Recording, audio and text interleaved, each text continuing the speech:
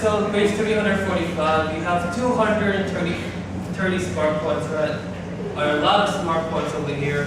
We're dealing with function and inference questions. Gianna, can you tell me how many points inference are worth on this page? 135, right? That's a lot. It's tremendous, right? It's more than any other smart point categories we've covered so far. Which means when you go home, you should definitely make a particular effort to do your homework because there's so many points here, right? There's so many. This is almost 40% of your entire possible available points on the Orbital section, right? There's 200 to 800. This is 230 points. Okay. So before we actually tackle the specifics of function and inference questions, let's go over what we've done before. Let's go over the Kaplan method for reading comprehension. It's also on the bottom of your page, right? We put it on the board. We're going to go step by step. We're going to do this quickly because this is a recap. Who wants to read the first step of the Kaplan method? Just read it out. That's all you got. Okay. Very good.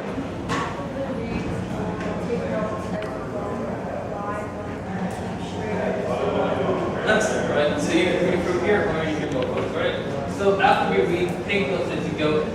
Why is more important than what? What do we mean when we say the why is more important than the what? Pt1. Perfect, right? We're looking at the main idea and not the details. Don't get stuck on the details. Keep the main idea in your mind. Okay, awesome. Keep certain percent what is phenomenal. Okay. 2. Who wants to read the second step of the Kaplan method? Ennis. Examine the question stem looking for clues. That's it, right? So there's clues in your passage, right? Words such as however, but, therefore. There are also words in your question stem, and you have to make an effort to underline and to see these clues in your question stem. Okay. The third step. Chris, can you read the third step for us? Predict the answer and select the choice that best matches your prediction. You predict before you pick, right? So this is really just saying you have to predict before you pick.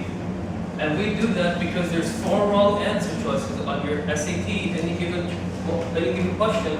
And to avoid the temptation of selecting a wrong answer choice, we create a prediction, okay? So we're less tempted and more likely to select the one that best matches our description.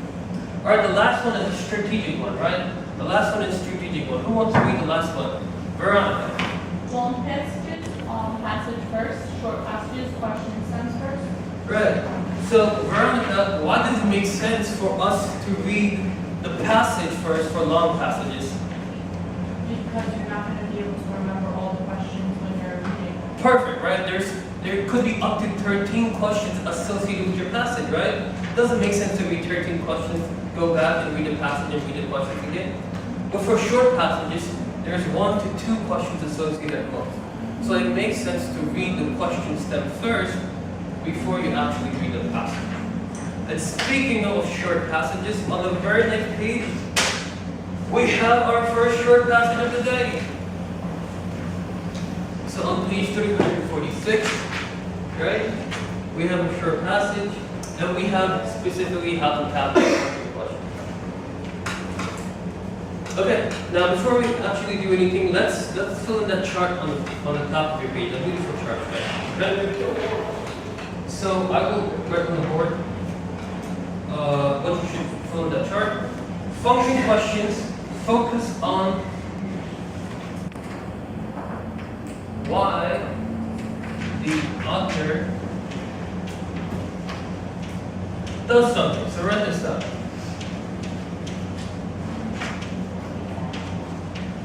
Okay, so focus on first column. Okay, to answer function questions, remember that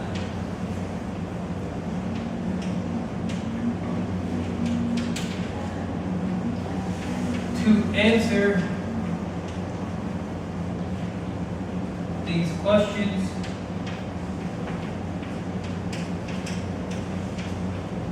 you should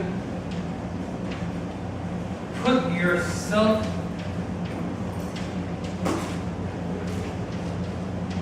in the author's place.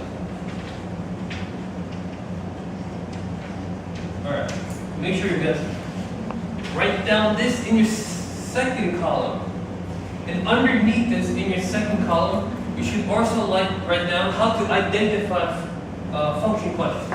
So to identify function questions, look out for phrasing, so question stems that are worded as follows. The author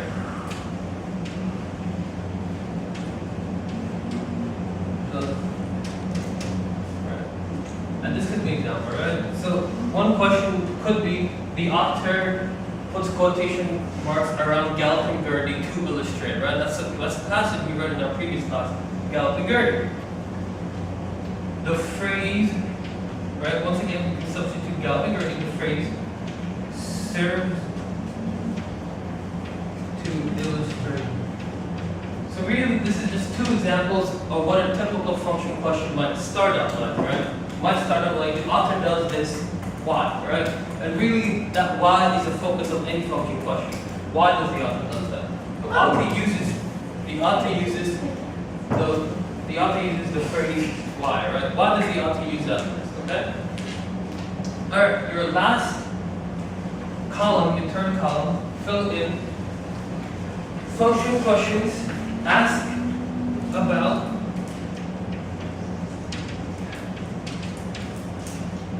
a word,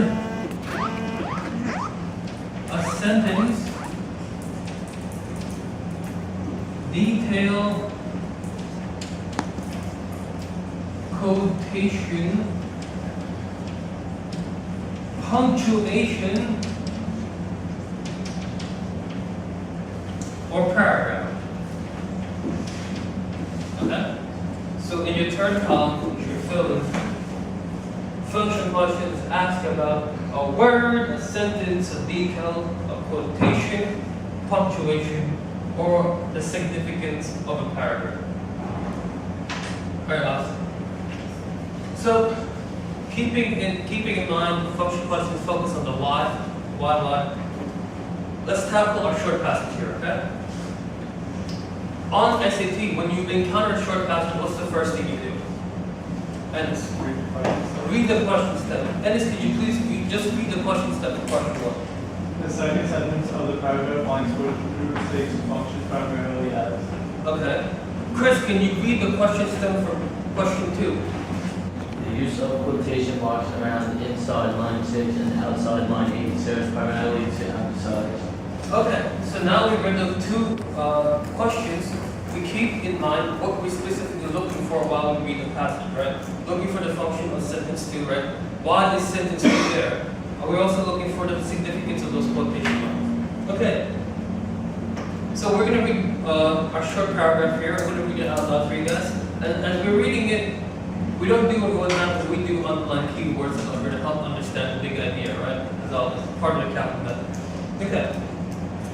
It is hypothesized that sleep serves some crucial function to the nervous system, but, underline, amazingly enough, scientists have not yet, underline, discovered what that function is.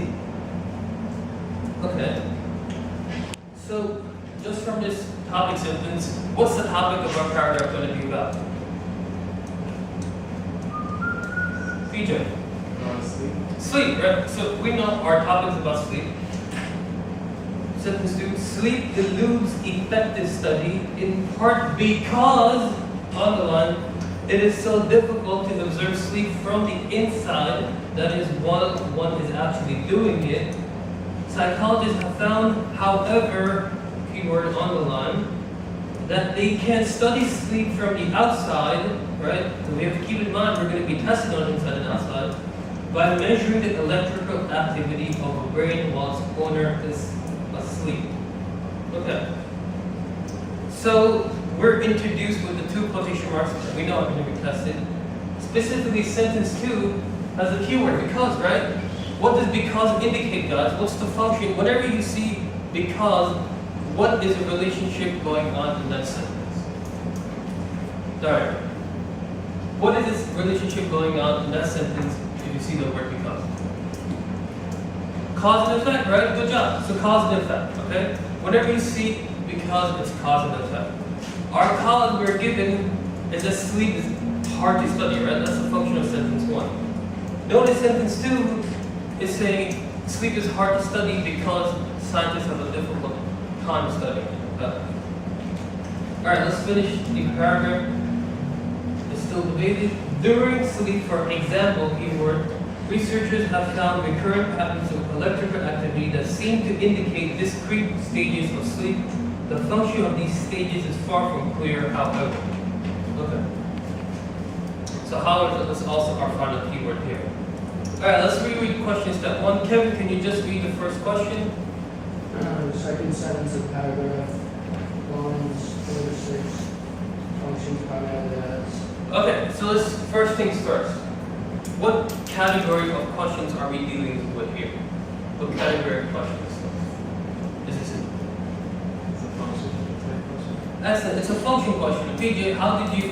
What keyword? What word in this question helped you conclude it's a function question? It says functions primarily as. That's the function primarily does. Okay. So if we were to reword this sentence, right, it would basically say, why did the author put sentence 2 there? Okay, why did the author put sentence 2 there? Okay, in order to understand why sentence 2 is there, let's reread sentence 1, right? It is hypothesized that sleep serves some crucial function. But, keyword but, okay? And this but indicates what relationship? There's a contrast. Contrast, okay. Before the but, in what context is sleep presented? Crucial function. Right, so sleep has a crucial function, right? And after the but, do scientists discover what that function is? No. No, right? So sleep has an important function. We don't know what it is. Okay. Sentence 2, we have because, right? Because. Important function, we don't know what it is. Why don't we know what it is? Because of this, right? Because it is so difficult to observe sleep, okay? So, and this, what does sentence 2 sound like? A cause and effect. It's cause and effect, right? It's explaining what sentence 1 was talking about. So, Veronica, what would be a good prediction for this question? What is the function of sentence 2? It's A. Oh no, it would be like a solution to the problem. Excellent, right? It will be a solution to the problem. And as we go through your answer choices, what answer choice most closely represents a solution that is C. Also, a solution to a I problem? read that after. Okay. Yeah. Is it B? So, Chris, what did you say? B, right? So, we have to categorize, are we dealing with a problem here, or are we dealing with an explanation here, okay? So 2 illustrates cause and effect, right? Cause has to be something that's, right, if I push a boulder down the mountain, the boulder's gonna roll down, right? What was my cause? It was by pushing it. What was the effect? It's gonna roll down, right? So over here, our cause is the first sentence, right? The first sentence says, the topic is sleep. Scientists realize sleep is hard to study. Second sentence is sleep is hard to study because scientists have a tough time studying it from the inside, right? So let me give you guys a specific example, right? Joe's SAT score improved by 100 points because he did all of his homework. Now, what's the reason Joe's SAT score improved? He did his homework, right? So the explanation to why Joe's homework improved would be that he did all of his homework, right? So an explanation to why scientists find sleep very difficult to study would be sentence 2, right? Right? Wouldn't that make sense? The explanation to sentence 1, sleep is hard to study, would be sentence 2, which says sleep is hard to study because scientists can't do a good job studying it from the inside, right? So sentence 2 here serves more of an explanation or a solution, guys? Which one do you think it serves more? Explanation, right? Answer choice B. Good job. Okay. Question 2. Jacob, can you please read that out loud for us? Use of quotation marks around inside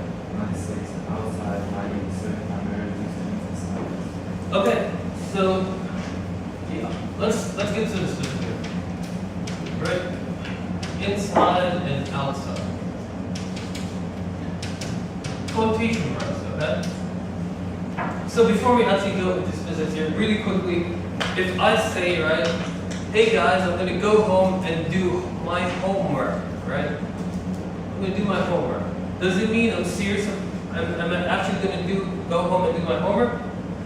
If I say I'm gonna do my homework, does it? And it's what you say. No. No, right? No. Okay. So in our passage, right, when the author says scientists study the subjects from the inside, does it actually mean scientists are going in the inside, putting their hands there and studying it? Is that what it means? Veronica? No. No. What does it specifically say after inside? In line 6, what can you read the words after the quotation